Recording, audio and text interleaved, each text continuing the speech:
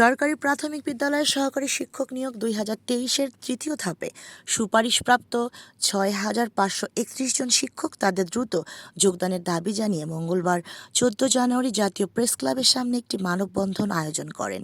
মানববন্ধনে অংশগ্রহণকারী শিক্ষকরা জানান, প্রাথমিক সহকারী শিক্ষক নিয়োগের বিজ্ঞপ্তি 3টি ধাপে প্রকাশ করা হয়েছিল এবং প্রথম ও দ্বিতীয় ধাপের নিয়োগ কার্যক্রম সম্পন্ন হয়েছে, কিন্তু তৃতীয় ধাপের নিয়োগ কার্যক্রম এখনও সম্পন্ন হয়নি।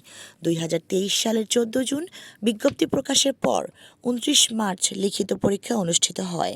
ফলাফল প্রকাশিত হয় 21 এপ্রিল এবং 12 জুন ভাইভা অনুষ্ঠিত হয়।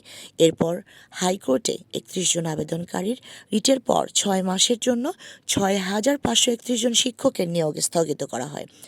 মানববন্ধনে বক্তারা বলেন, আমরা 6,531 জন চূড়ান্ত সুপারিশপ্রাপ্ত শিক্ষক, কিন্তু দীর্ঘ সময় পরও আমরা যোগদান করতে পারছি না, যা অত্যন্ত বেদনাদায়ক। আমাদের মধ্যে অনেকের বয়স শেষ হয়ে গেছে, আর অন্য চাকরিতে আবেদন করারও কোনো সুযোগ নেই। তাই আমাদের একটাই দাবি, দ্রুত এই সমস্যার সমাধান করে আমাদের যোগদান নিশ্চিত করা হোক। এই মানববন্ধনে প্রায় 2 থেকে 3 শতাধিক শিক্ষক উপস্থিত ছিলেন এবং তারা সরকারের কাছ থেকে দ্রুত নিয়োগ প্রক্রিয়া সম্পন্ন করার আহ্বান জানান।